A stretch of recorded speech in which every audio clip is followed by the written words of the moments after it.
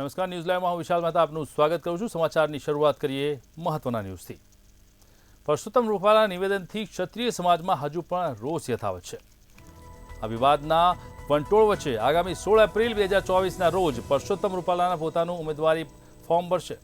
આ પહેલા તેઓ બહુમાળી ભવન ખાતે જંગી સભા સંબોધશે અને પરસોત્તમ રૂપાલાના ફોર્મ ભરવા અને જાહેર સભા અંગે ભાજપના કોર્પોરેટર કેતન પટેલે જણાવ્યું છે કે આગામી 16 એપ્રિલે સવારે 10:30 વાગે પરસોત્તમ રૂપાલા ફોર્મ ભરવા જશે, ત્યારે અહીં જાહેર જંગી સભા કરવામાં આવશે। આ જાહેર સભાના ભાગરૂપે આજથી તમામ તૈયારીઓ શરૂ કરી દેવામાં આવી છે। જે રીતે ભાજપના દાવા પ્રમાણે 16 એપ્રિલે બહુમાળી ભવન ખાતે તે દિવસે 20 થી 25,000 લોકો પણ હાજર રહેશે। ભાજપે આ કાર્યક્રમને લઈને તૈયારીઓ પણ પૂરજોરમાં શરૂ કરી દીધી છે અને તૈયારીઓના ભાગરૂપે રાજકોટ ભાજપના વરિષ્ઠ નેતાઓ સ્થળની સમીક્ષા કરવા માટે પહોંચી ગયા છે। 16 એપ્રિલે પરસોત્તમ રૂપાલા ઉમેદવારી નોંધાવશે, ત્યારે જંગી સભાનું આયોજન પણ કરવામાં આવ્યું છે। રાજકોટના બહુમાળી ભવન ચોક ખાતે જાહેર જંગી સભાનું આયોજન કરવામાં આવ્યું છે। જંગી સભા બાદ રૂપાલા જશે ફોર્મ ભરવા। જંગી સભા બાદ નામાંકન માટે તેઓ બહુમાળી ભવન ખાતે 20 થી 25,000 લોકો સાથે જશે। રૂપાલાના નિવેદનથી ક્ષત્રિય સમાજમાં રોષ યથાવત જોવા મળી રહ્યો છે। તો આજ મુદ્દે અમારી સાથે જોડાયા છે અમારા સંવાદદાતા ધ્રુવ કુંડેલ। ધ્રુવ, જણાવો કે જે રીતે અત્યારે હાલમાં રૂપાલાએ ફોર્મ ભરવા માટેની જાહેરાત કરી છે અને સાથે જ જંગી સભાનું સંબોધન કરશે, ત્યારે સાથે સાથે ક્ષત્રિય સમાજમાં પણ રોષ છે, શું છે સમગ્ર માહિતી? ચોક્કસથી વાત કરીએ તો 16મી એપ્રિલે રૂપાલા જંગી સભા રાજકોટમાં કરવાના છે। રાજકોટના બહુમાળી ભવન ચોક ખાતે આ જાહેર સભા યોજાવાની છે, ત્યારે હાલ તેની તડામાર તૈયારીઓ છે। ત્યારે હાલ એક માહોલ ક્યાંક દેખાઈ રહ્યો છે। ખાસ તો ભાજપ દ્વારા વિજય વિશ્વાસ સંમેલન કાર્યક્રમ યોજવાનો છે અને ત્યારબાદ જંગી સભામાં બાદ રૂપાલા છે પોતાનું નામાંકન ફોર્મ ભરશે। ક્ષત્રિય સમાજના વિરોધ વચ્ચે નામાંકન ફોર્મ ક્યાંક ભરવાના છે, ત્યારે ચોક્કસ એવું કહી શકાય કે હાલ રાજકોટના બહુમાળી ભવન ચોક ખાતે એક જે તડામાર તૈયારી છે તે આજથી શરૂ થઈ ચૂકી છે, કારણ કે 16 તારીખે રૂપાલાની જંગી સભા છે અને ત્યારબાદ તેઓ નામાંકન ફોર્મ ભરવાના છે, કારણ કે તેઓ ભાજપ તરફથી રાજકોટ લોકસભાના ઉમેદવાર છે। હાલ એક બાજુ જ્યાં વિવાદ ચાલી રહ્યો છે, ત્યારે બીજી બાજુ એક આ પ્રકારના સમાચાર હાલ રાજકોટથી મળી રહ્યા છે। જી ચોક્કસથી જે રીતે ધ્રુવ કુંડેલ, અત્યારે હાલમાં જે આ સમગ્ર સભા જે સંબોધન કરવામાં આવી રહ્યું છે, એક તરફ વિવાદનો વંટોળ છે, બીજી તરફ સભાનું એલાન, ક્યાંક ને ક્યાંક શું સંકેતો આપવા માંગતા હોય રૂપાલા તેવું લાગી રહ્યું છે? ચોક્કસથી હાલ અત્યારે પાર્ટી તરફથી એક નિર્દેશ મળ્યું છે કે 16મી તારીખે તેઓએ નામાંકન ફોર્મ ભરવાનું છે અને તેને જ લઈને રાજકોટ શહેર ભાજપ તરફથી તડામાર તૈયારીઓ થઈ રહી છે। ત્યારે બીજી બાજુ ક્ષત્રિય સમાજ પણ ક્યાંક આક્રોશમાં લાગી રહ્યો છે, કારણ કે ક્ષત્રિય સમાજથી લાંબા સમયથી એક માંગ એવી આવી રહી છે કે તેમનું જે ઉમેદવારી ફોર્મ છે તે પરત ખેંચી લે, આ પ્રકારની માંગ ક્ષત્રિય સમાજ વિચારી રહ્યો છે। પણ તે માંગ વચ્ચે હાલ અત્યારે એક સમાચાર એવો અત્યારે આવી રહ્યા છે કે જાહેર સભા તેઓ રાજકોટના બહુમાળી ભવન ખાતે યોજશે। ખાસ કરી જાહેર સભાને નામ આપેલું છે વિજય વિશ્વ સંમેલન, એટલે કે એ કાર્યક્રમમાં અંદાજિત 20 થી 25,000 ભાજપ પ્રેરિત જે કાર્યકર્તાઓ છે, નેતાઓ છે તે ઉપસ્થિત રહેશે। પૂર્વ મુખ્યમંત્રી વિજય રૂપાણી પણ ક્યાંક ઉપસ્થિત રહેવાના છે, વરિષ્ઠ નેતાઓ પણ ઉપસ્થિત રહેવાના છે। એટલે ચોક્કસથી સૌરાષ્ટ્રથી જે નાના મોટા જે ગામો છે ત્યાંથી પણ જે નેતાઓ છે, જે આગેવાનો છે તે ઉપસ્થિત રહેવાના છે। તેમના વચ્ચે ખાસ તો તેઓ ફોર્મ ભરવા જશે। ચોક્કસથી એક સંદેશો ક્યાંક ભાજપ પક્ષ આપી રહ્યું છે કે અડીખમ ક્યાંક ભાજપ પક્ષ રૂપાલા સાથે ઊભું છે, આ પ્રકારનો એક સંદેશો ક્યાંક પક્ષ આપી રહ્યું છે, કારણ કે લાંબા સમયથી ક્યાંક વિવાદ વકરી રહ્યો છે।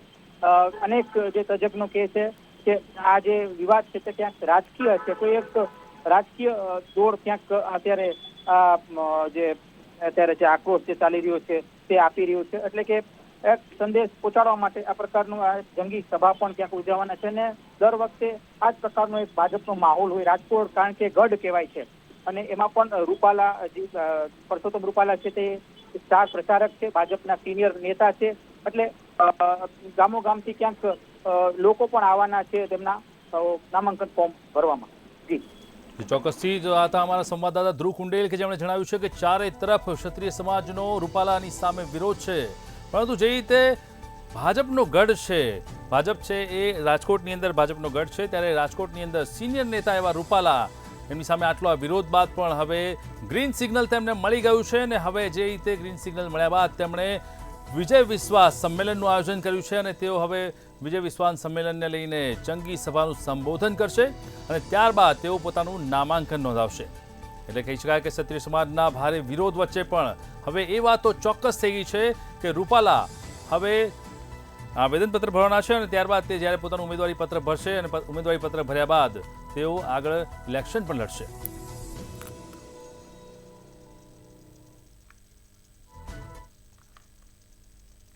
વાત કરીએ અમદાવાદની। અમદાવાદના ઉત્તર ઝોન કચેરીમાં પાણીની સમસ્યાને લઈ અનોખો વિરોધ કરવામાં આવ્યો છે, જેમાં કુબેરનગરમાં પાણીની સમસ્યાથી ત્રસ્ત લોકોએ કોર્પોરેશન ઓફિસમાં સ્નાન કરીને વિરોધ નોંધાવ્યો છે, ત્યારે મહિલાઓએ પણ દેખાવમાં જોડાઈ હતી અને વિરોધ નોંધાવ્યો હતો।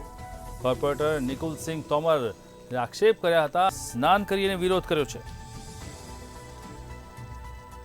ઉત્તર ઝોન કચેરીમાં આજ સ્નાન કરીને વિરોધ નોંધાવવામાં આવ્યો છે। કુબેરનગરના કોર્પોરેટર નિકુલસિંહ તોમર દ્વારા આક્ષેપ કરવામાં આવ્યો છે કે છેલ્લા ઘણા સમયથી કુબેરનગરની જનતાને પીવાના પાણીની સમસ્યા સતાવી રહી છે, તેમ છતાં તેનો નિકાલ આવી રહ્યો નથી। આ વિરોધની અંદર મહિલાઓએ પણ દેખાવમાં જોડાયા છે અને તેમણે પણ દેખાવ કર્યો છે। કુબેરનગરના પાણીની અંદર સમસ્યાથી ત્રસ્ત થઈ ગયા છે લોકો।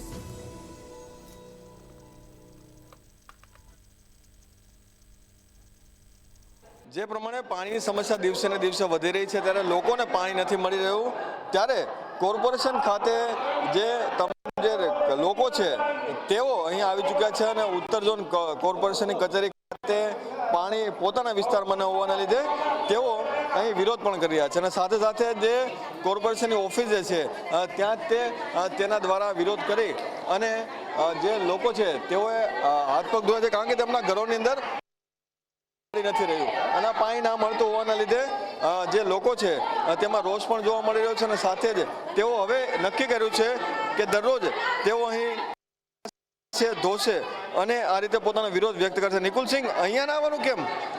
આપ જોઈ શકો છો આટલી મોટી સંખ્યામાં બહેનો છે, બહેનો 6 મહિનાથી હેરાન છે।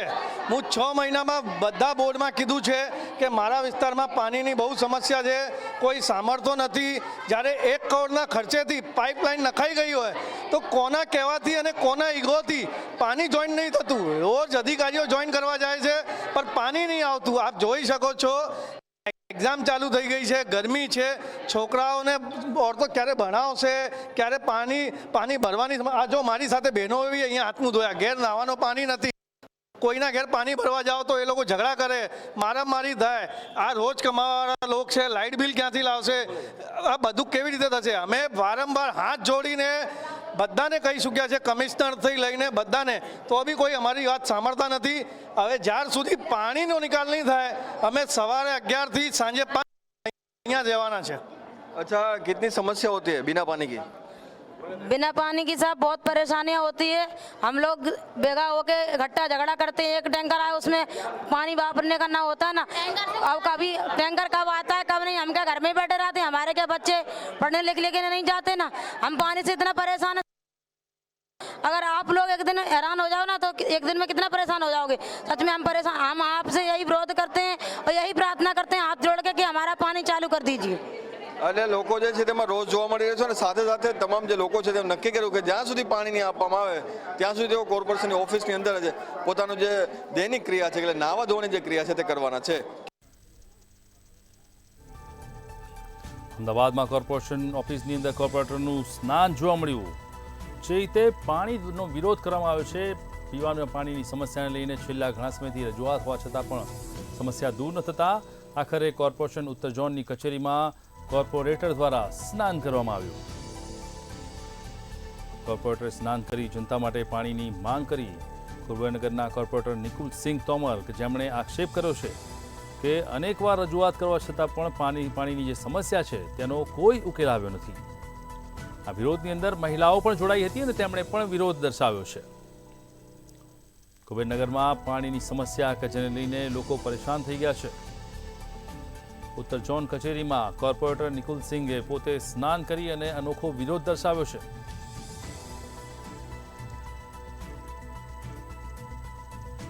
પાણીની સમસ્યાને લઈને અનોખો વિરોધ જેને લઈને સ્નાન કરવામાં આવ્યું અને તેને લઈને ક્યાંક એવી અપેક્ષા રાખવામાં આવી રહી છે કે સ્નાન કર્યા બાદ કદાચ તંત્રમાં બેઠેલા જે કોર્પોરેશનના ઉચ્ચ અધિકારીઓ છે તેમની આંખો ખુલશે.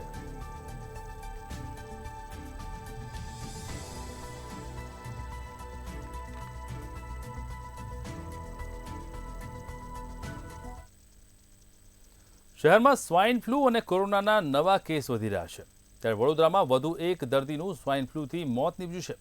પંચમહાલના 60 વર્ષીય પ્રૌઢનું સારવાર દરમિયાન મોત થયું, જેમાં દર્દીને સ્વાઇન ફ્લૂ સાથે કોરોના પણ હોવાની માહિતી સામે આવી છે. છેલ્લા 3 મહિનામાં 3 વ્યક્તિઓના સ્વાઇન ફ્લૂથી મોત નીપજ્યા છે. હાલ એસએસજી હોસ્પિટલમાં કોરોનાના 5 અને સ્વાઇન ફ્લૂનો એક દર્દી સારવાર લઈ રહ્યો છે. તો જે રીતે વડોદરાથી માહિતી સામે આવી રહી છે, કોરોના અને સ્વાઇન ફ્લૂના કેસને લઈને ક્યાંક ને ક્યાંક ધીરે ધીરે વધારો થઈ રહ્યો છે અને સાથે જ લોકોના મોતના સમાચાર પણ અલગ અલગ જિલ્લાઓમાંથી સામે આવી રહ્યા છે. વડોદરાની અંદર સ્વાઇન ફ્લૂના કારણે એક દર્દીનું મોત થયું છે, સાથે જ એક દર્દીને સ્વાઇન ફ્લૂની સાથે કોરોના હોવાની પણ હકીકત સામે આવી છે.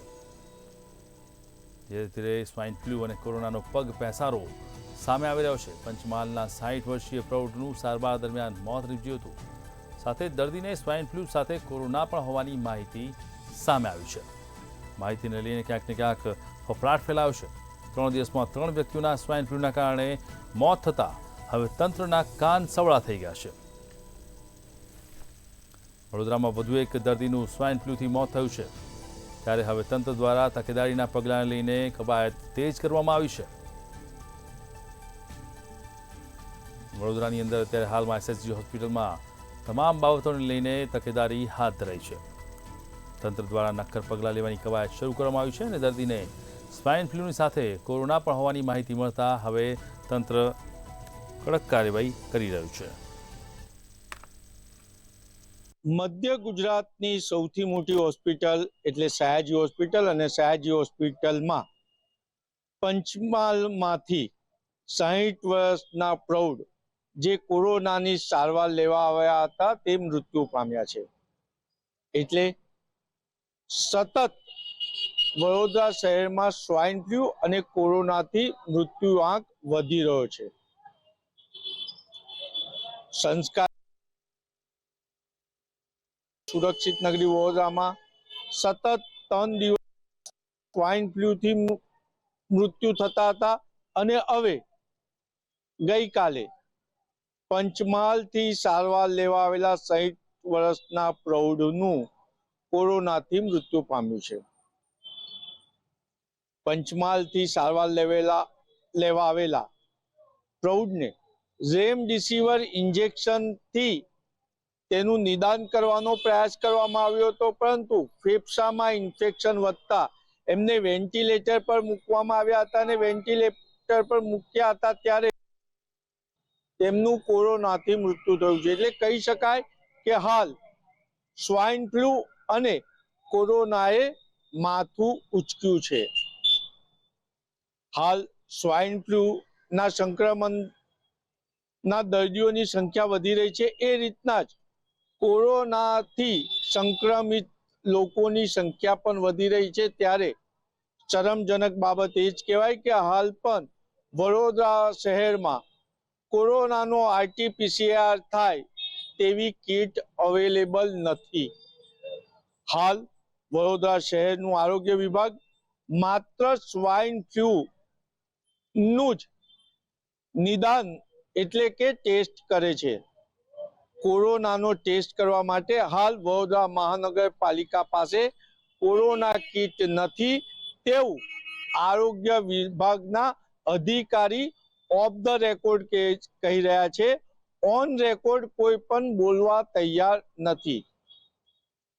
ત્યારે વડોદરા હોય કે ગુજરાતના નાગરિકોએ તકેદારી રાખવાની જરૂર છે કે શરદી, ખાંસી, કફ જેવી બીમારી થાય તો નજીકની લેબોરેટરીમાં જઈ અને તપાસ કરાવવી ખૂબ જ જરૂરી છે. જો નિષ્કાળજી બેદરકારી રાખી તો સ્વાઇન ફ્લૂ કે કોરોનાનો ભોગ બની શકે છે અને આના લીધે મોતને પણ ભેટી શકીએ છીએ.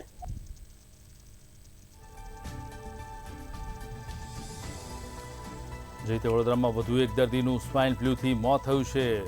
તપાસ દરમિયાન બહાર આવ્યું છે કે તેને સ્વાઇન ફ્લૂની સાથે કોરોના પણ હતો અને તેને લઈને જ તંત્ર દ્વારા હવે કડક કાર્યવાહી હાથ ધરાઈ છે. સુરતમાં સરકારી શાળાઓની સુરત બદલાઈ ગઈ છે. ઉત્તમ રિઝલ્ટના લીધે સરકારી શાળાઓ પાસે હવે મોટી લાઈનો લાગી છે. સરકારી શાળાનો ક્રેઝ હવે વધી રહ્યો છે. સરકારી શાળાઓમાં ખાનગી શાળા કરતાં પણ વધુ વિદ્યાર્થીઓ અભ્યાસ કરી રહ્યા છે અને શાળાનું મેરિટ લિસ્ટ ઊંચું આવતા મોટા ઘરના લોકો પણ બાળકોનું એડમિશન સરકારી શાળામાં કરાવી રહ્યા છે. ત્યારે સુરતમાં મોટા વરાછા ખાતે આવેલી સરકારી શાળામાં એડમિશન માટે લાંબી કતાર લાગી છે. મનપાનગર પ્રાથમિક શાળામાં વાલીઓની લાંબી કતાર લાગી છે, જેમાં લીધે શાળા નંબર 346 અને 334 અને 355માં એડમિશન માટે 3 દિવસથી વ્યવસ્થા પણ ગોઠવવામાં આવી છે.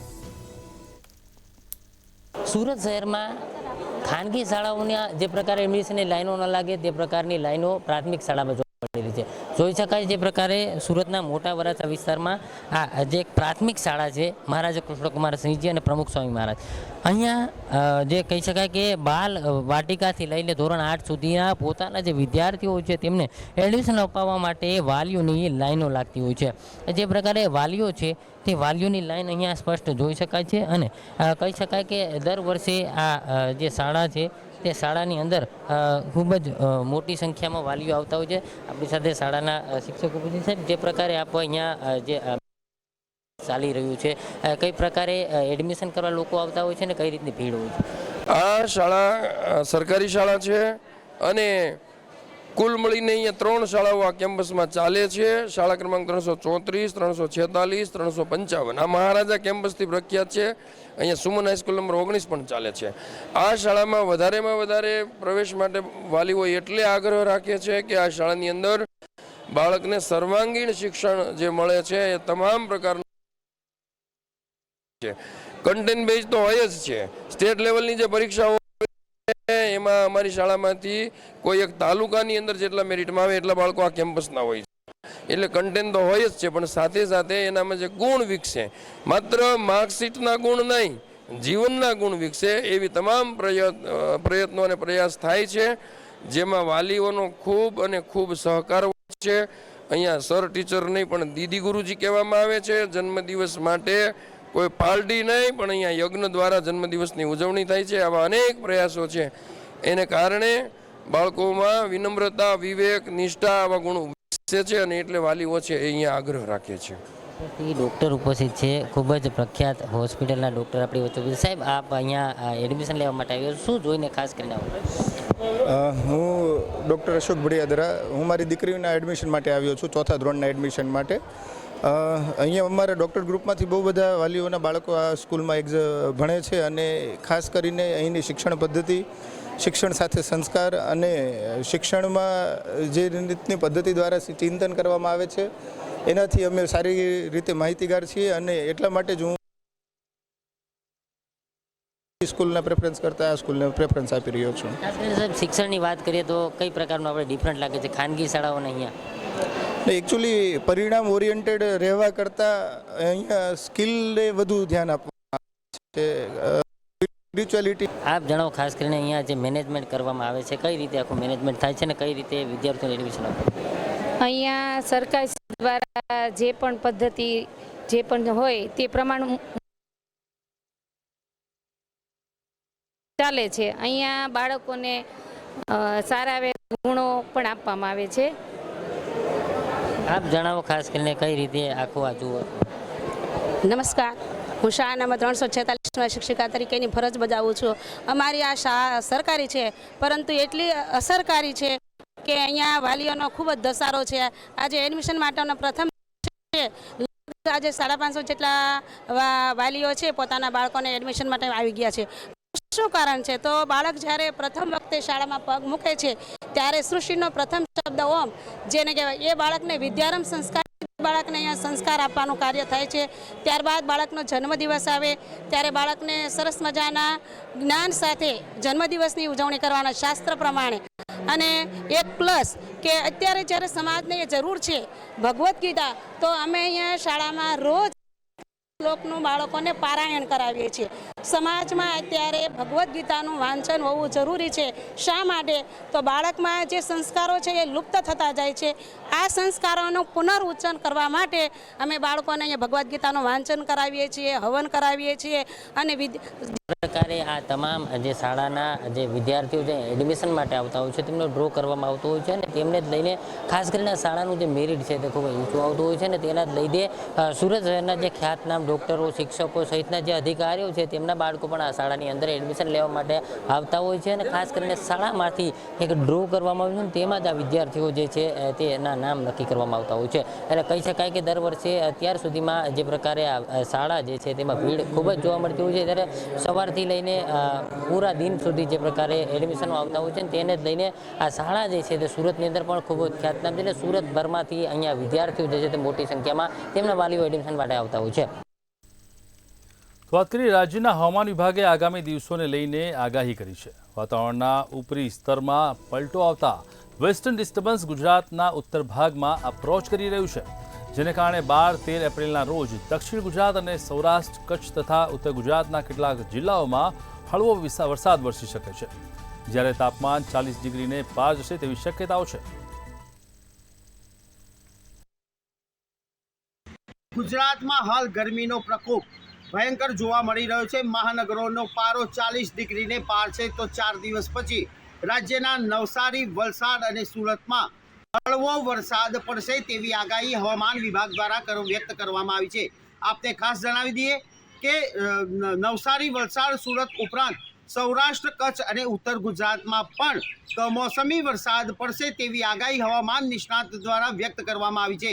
તો બીજી તરફ રાજ્યના કૃષિ વિભાગે કમોસમી વરસાદની આગાહીમાં ખેડૂતોના પાકને નુકસાન થાય નહીં તે માટે ગાઈડલાઈન પણ બહાર પાડી છે અને સાવચેતીના પગલાં શું લેવા તે અંગે પણ વિશેષ માર્ગદર્શન પૂરું પાડવામાં આવ્યું છે. આપને જણાવી દઈએ કે અત્યારે બાગાયતી પાક કેરીનો ઉપદ્રવ પણ વધી રહ્યો છે, ફળ પણ આવી ચૂક્યા છે, ત્યારે કમોસમી વરસાદમાં કેરીના પાકને નુકસાન ન થાય અને બાગાયતી પાક ખેડૂત કેવી રીતે બચાવો તેનું પણ માર્ગદર્શિકા બહાર પાડીને ખેડૂતને ચેતવણી આપી દેવામાં આવી છે. ઉત્તર ગુજરાત, સૌરાષ્ટ્ર, કચ્છ અને મધ્ય ગુજરાતમાં જે કમોસમી વરસાદ પડવાનો છે તેની આગાહી હવામાન વિભાગ દ્વારા વ્યક્ત કરવામાં આવી છે.